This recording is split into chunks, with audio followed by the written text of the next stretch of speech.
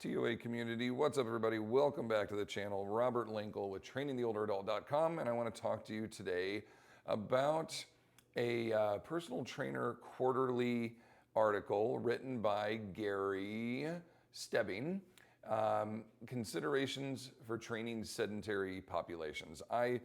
I got into a deep dive. I'm a proud NSCA member. I'm currently on the board. I'm in my last couple of 6 months here of serving my 3-year term with the board. Been an NSCA volunteer since 2009. So I love these publications. And while on a trip, I was enjoying some downtime in the terminal, waiting for my airplane. And I found a bunch of specific articles in the Personal Trainer Quarterly that kind of targeted our aging population.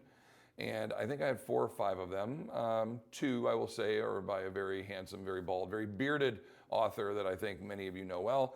I am going to review one of my own articles and hopefully not be too hard on myself, but that'll be in a future video. Anyhow, found some good ones. Long story short, we're going to get into it. Okay, so this one, Gary does a great job kind of giving you the laydown or the layout and the overview, the lowdown, if you will, on how damaging it is to be sedentary and to basically just sit all day long, not be active as you age. Now, of course, we're all like, well, of course, Rob, we know that. Well, we all knew that. And then the pandemic came around and he talks a bit about the effects of COVID-19 and the stay-at-home restrictions and that whole period of time, which for most people, it was like 18 to 36 months of changed life behaviors, okay? In doing that, a massive reduction in activity was seen. And we're talking people that were already deconditioned and undermuscled and soft boned and everything else across the board for health. It was already at a low rate, and now it was even less. And then if they had any experience with flu or with COVID or with any other disease, their bodies got even more messed up, okay? So he kind of dives into that a bit, but specifically talking about considerations for us, for the practitioners. And again, they're a little blurry. I'm sorry, they came out a little bit blurry here when I zoomed in. Goal setting, when we discuss this, like what exactly are we training them for? And it's like, I got to get in shape, but really, what are we targeting? They have a loss of skeletal muscle mass to this point in their life where they should definitely be doing something that is going to increase their muscle mass. Like we need true muscle hypertrophy. Everybody freaks out when we talk about lifting weights to grow bigger muscles. Well, I don't want to get too bulky. Once again, I have yet to meet anyone on this earth who has naturally gotten too bulky. I have been trying to be too bulky my entire life and it has yet to occur. You're not going to get a 70-plus-year-old male or female to start lifting weights and all of a sudden their neck's gone and they can't tie their shoelaces because their pecs are so big. That's just not a situation of reality. What is going to happen though is you have this withering, dying, shade covered plant that is just desperately seeking water and sunlight, and all of a sudden you bring it out of the shed into the light and you water it and it starts to open up, it starts to grow a little bit. I can feel the energy. I'm grounding my naked feet into the grass and I'm feeling the energy of the earth surging into my little muscular body. That's what we want. We want this bit of growth that kind of like gets them back to where they should be, quote unquote, had they been training their whole life. Is that possible? Probably not. But can we make improvements? Hell yeah, absolutely. So increase of skeletal muscle mass, that's what of natural muscle mass is what we want. That's going to have a big effect on the rest of the body and everything else that we're talking about on the way down here. Will they get stronger? 100%. Will they get more powerful? Yes. Well, a tiny bit just simply by moving load. But if we start to implement in high velocity resistance training or just any kind of velocity / power based training, which can be done on machines, as Gary talks about here in a minute, this is a great way to get people to start encouraging their muscles to respond to a quick dynamic activation, which in the world of I don't want to fall down is very valuable. Will we get a cardiovascular increase as well? For sure, especially if we pattern the lift to be in this laundry list type circuit, right? Where we're going to go through, maybe give certain muscle groups rest while we train others, but 100% you can get a good cardiovascular component. Will we increase muscles that help with posture? For sure. Will the bone density increase? I sure hope so. It'll at least stop deteriorating at such a fast velocity, right? Our ligaments and our tendons and will definitely get stronger and start to react better on the joints. The joints will start to lubricate and start to move and start to function and feel better. And then balance and spatial awareness, proprioception, the coordination, the awareness of the mind to body connection and how it moves through space, improving our gait, all of that can be achieved. So these are all physical. Now there's a cognitive benefit to this. There's an emotional benefit to this, all the way down through your ability to perform and across the board, we know there are going to be great benefits for all, okay? Into page 2, he starts to dive a bit deeper, starts talking about, the personal trainer might look at developing a multi-week, like a mini macro cycle here, if you will, multiple months, just like anybody else. However, we have to look at the deconditioned sedentary individual a little bit different. Yes, you could bring them in and go, here are your 8 stations and let's just start to work our way around and we'll keep it light. And you're going to create a good base level of strength and that will probably serve them very well. But a great suggestion to this is NEPAs. These are let me make sure I'm getting this right. Where is it? It's non-exercise based physical activity, which means gameplay, like physical education for adults.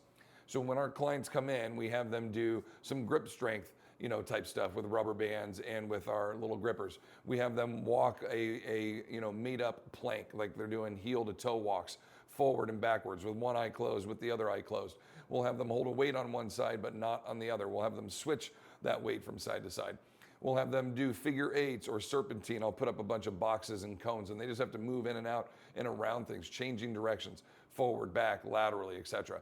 Crossover steps, change in direction, like a line drill you would do back in PE or in high school basketball, baseline to free throw, baseline to half court, baseline to other free throw, etc. How can you jump, straddle, change direction and go, but do this for the sedentary individuals, multiple steps, teach them how to change direction and move the other way. Lacrosse balls are awesome for hand-eye coordination, reaction, even a spatial awareness recognition of how I can dribble and manipulate a lacrosse ball, throw, grab, right to left, left to right, right to left, or right, left, left, like different patterns, different positions. And then while they walk around, serpentine, move through, the gym as they do that, all of these things are going to challenge them in ways, but we're not lifting weights necessarily. We're working on all of these different mechanical components that are going to be a part of physical activity, just not necessarily all weights. So kind of keep that in mind. Like think of a 4th, 5th, 6th grade individual. These kids are prepubescent. They're learning to manipulate and move their bodies before they go through this big change where their bodies are going to grow and start to move better. We've got to, or move differently, I should say. We've got to learn these movement mechanics, right? And hopefully their good movement patterns will carry into, better athletic movements and performances as puberty comes through for them. With the older adult, it's kind of the same thing. It's like individuals have gone Benjamin Button, they've kind of gone the opposite direction. It's like, can I reintroduce physical activity, fun gameplay in a way to help them get re-engaged in this and build back some of those abilities that they've probably lost, okay? So we gotta turn the clock back a little bit and think of this more. Nick Tuminello had these great t-shirts that said adult PE teacher on the back. I love that. I think that's such a cool thing. Shout out to Nick. He outfitted me in those in a couple of years. Good dude. And I really like that message. So Gary talks about that in here a little bit and really emphasizes an idea that I can get behind. Okay, I can't. Let me discuss it here. Machine bait resistance training, low intensity, all great. Early stages of the program. Okay, talks about that a bit. And then this motion is lotion is a nice way to remind a client the benefits of moving. Additionally, actively encouraging fidgeting as a reminder that any form of movement is helpful when sitting. So this next section, he kind of goes into the benefits of a client thinking about being active in sporadic periods through the day. So here's where I'm kind of on the fence with this is we should have a training period. Every day I am lifting weights, I am doing my training now, 20 to 35 minutes, whatever that's going to be, okay?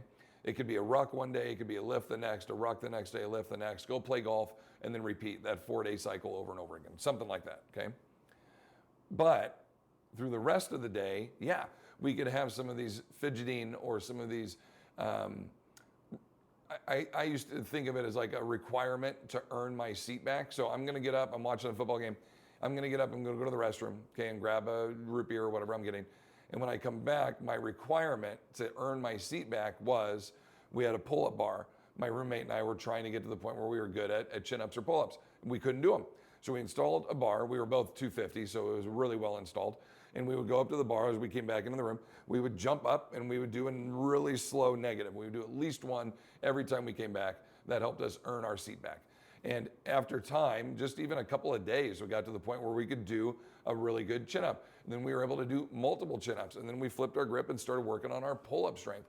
And we built in this ability simply by just anytime we got up and left the room, we earned our seat back.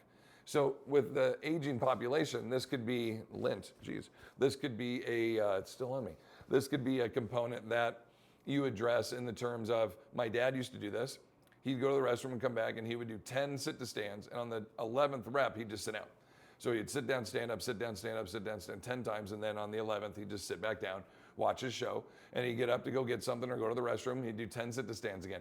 So he earned that seat back every time. And that's why we called him Old Steel Legs, or he started to call himself Old Steel Legs. And that has now carried over into one of our favorite tests and one of our favorite finishers is that little, Old Steel Legs, the shit to stand, old story, if you know that one, of that cardiovascular, muscular endurance sit to stand test of 50 reps or 100 reps or 150, depending on what level you're at.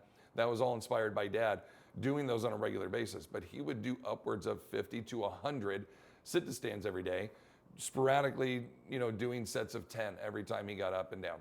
So I like that. I do like that, and I do encourage that during breaks of watching TV or going to get food or whatever you're doing. They could be calf pumps leaning against the countertop. It could be taking longer gait steps, or if you're a lunger, you could lunge and take lunges up and down the hallway when you're headed to the restroom. When you're carrying your laundry or you're carrying any groceries or anything, carry on your side that's not as strong. Carry it on your weaker side. I could carry weight in my right hand all day long. My left hand, not as good. I'm not as coordinated with the effort to hold there. So often I will load everything up on my left side while I'm carrying, around the house, whatever I'm manipulating, moving around, because it's harder for me to do that. I want to try to equal out, right, any of those asymmetries. And in this case, the asymmetry is everything. Like everything is unequal for the sedentary lifestyle. So everything can now be